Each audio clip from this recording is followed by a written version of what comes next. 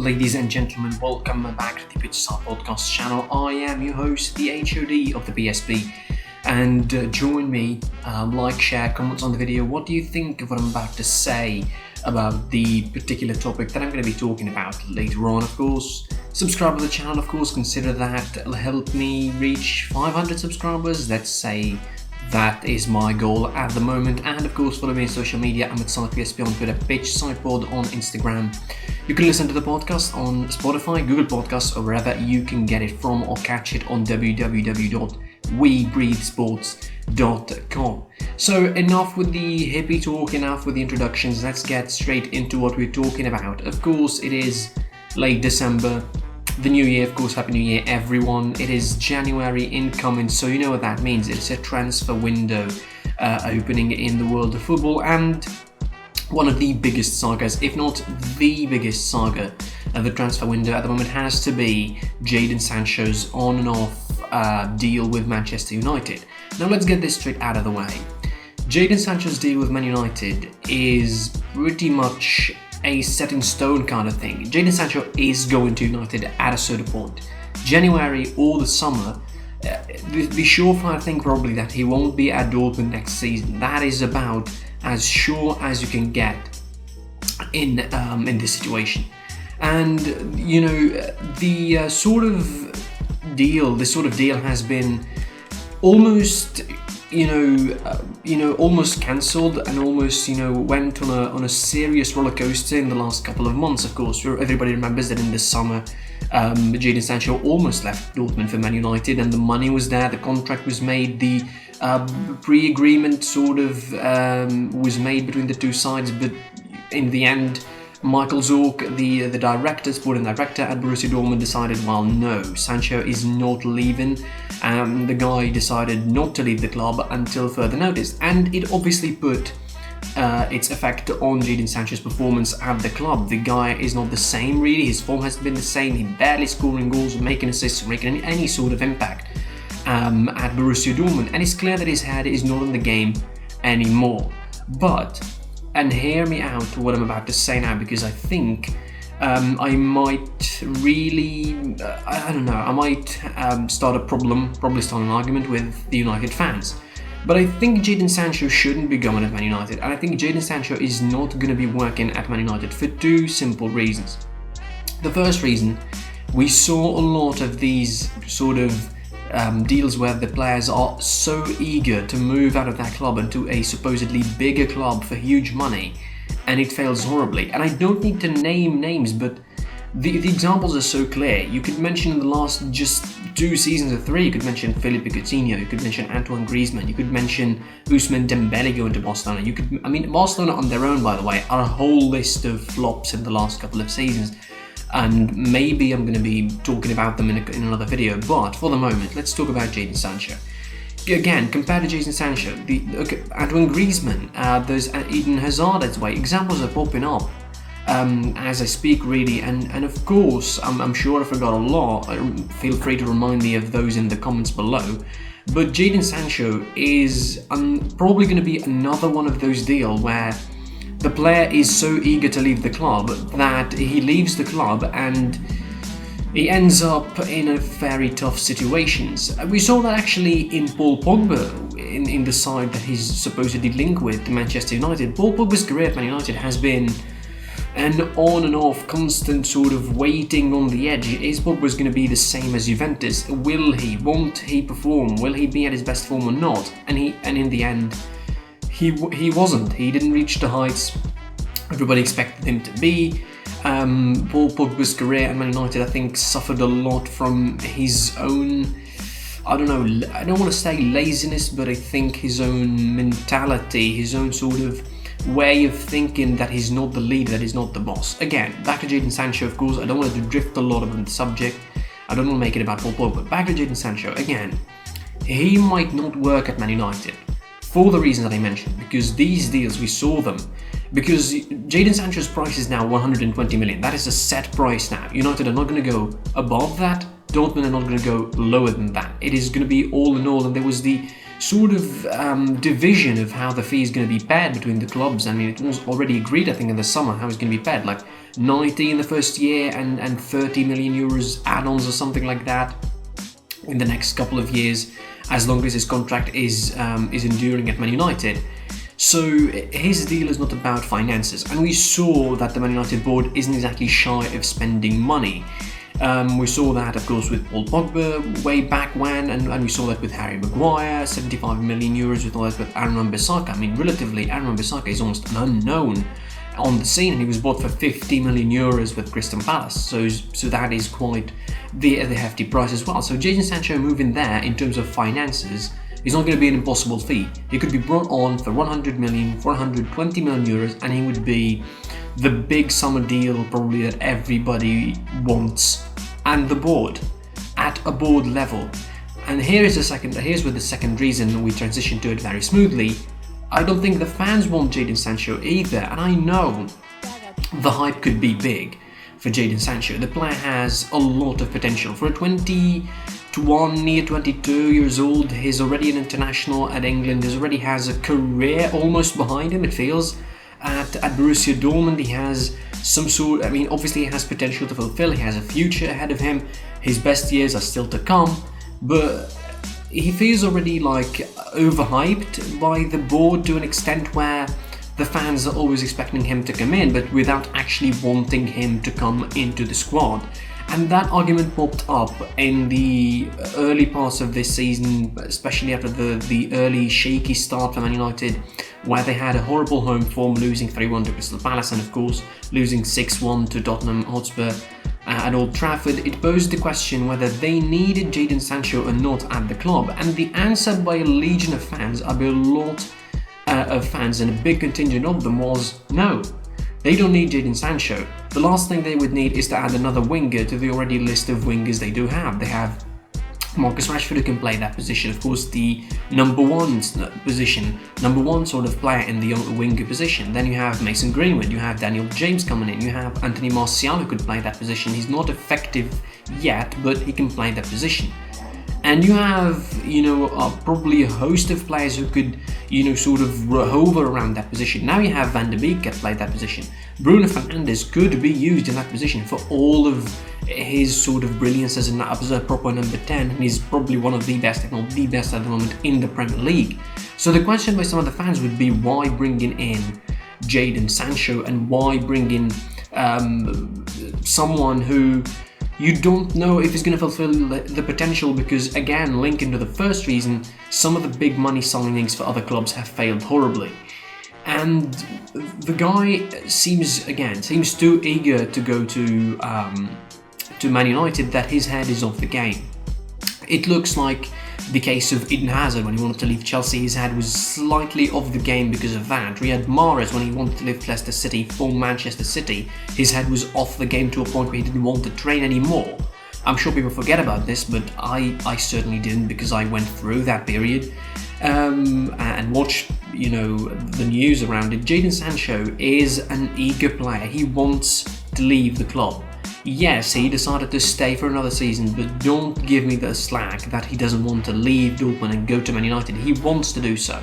And probably, maybe go to Manchester City was another option. There's a lot of teams now in the race for him. And there's, an outsider pick, and Liverpool for some reason has been linked with Jadon Sancho for a while. Chelsea have been linked with Jadon Sancho. And now, but of course, it always remains Man United in pole position. Man City could be an outsider pick as well, but I don't think that they would want Jadon Sancho on that side as well. So the clear-cut problem is how Jadon Sancho is going to perform at United once he is there. Because again, as I mentioned in the start of the video, Jadon Sancho is going to United at a certain point. Whether it be January, whether it would be the summer, it depends. And obviously, probably he wants to go to Man United for a new challenge. I don't see it for a money.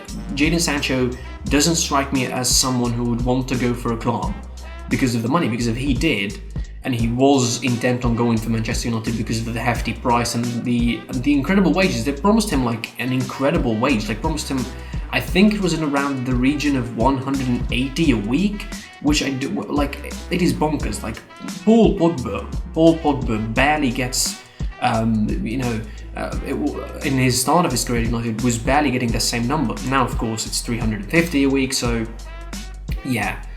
So Jadon Sancho isn't someone that is driven by money, not a player that is driven by money, clearly.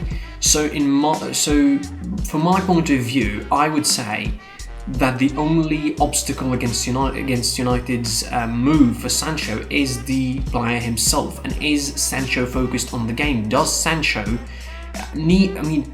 Sancho needs United, but does United need Sancho? This is the revolving question around this sort of impossible love story, this on and off going between Jadon Sancho and the United fans, board, whatever you're going to call it. Again, the argument is Jadon Sancho wants United, but the fans do not want Sancho. And I am a social media. I follow a lot of social media. If you don't consider that, I really think that Twitter is a good place to see and to feel the pulse of the fans, really. I think United have much bigger priorities to look forward to and much important positions to solidify or to strengthen before even thinking about the move to Sancho. The clamorings for a left-footed centre-half have been growing since the early parts of the season. Obviously now it seems that they dissipated because of the good form that United are in, but trust me, this is no guarantee. They could fall back down and could dip in form again as soon as a blink of an eye. As fast as a blink of an eye, really, they could lose all of that form and they could be going back to the drawing board. And Ole Gunnar Solskjaer is going to be probably back to square one, looking for players to solidify the positions where he needs. They brought in Alex Telles so they enforced the left back position in of sorts. They brought on Van de Beek, so they had an extra body in the midfield, which is again transitioned to a Paul Pogba kind of thing, where Van de Beek is the potential replacement for Paul Pogba because he's leaving the club, and he's another player that is surely leaving the club at a certain point at the time in the next 12 months. So Jadon Sancho, as a big money deal, this is exactly what the board would want from Man United. A big deal that would silence the fans, I don't know, because the last couple of big money deals that they made were not that successful. You look at, you look at Paul Pogba, 100 million euros, wasn't successful. You look at Harry Maguire, 75-80 million euros, the most expensive defender in the world, doesn't look like it, doesn't feel like it. He made too many mistakes, I think, for a player of his caliber, caliber financially, really, because I don't believe that he's that great of a defender to deserve 80 million euros to go to Man United, but clearly because he's English and the media is going to be, propaganding and making all sorts of promotion for him to go to United. So at Aaron Wan-Bissaka, more or less, he was decent in his first season, but now it's like he's fine. He's another guy. He's just we don't have a right back. We don't have an extra right back. I mean, they played with Lindelof as a right back, Timothy Fosu-Mensah as a right back. They don't have a proper right back to replace Aaron Wan-Bissaka. Probably I would say they should replace him altogether, get rid of Aaron Wan-Bissaka and buy sort of a new right back. So it all revolves around, in the end, the necessity of both parties.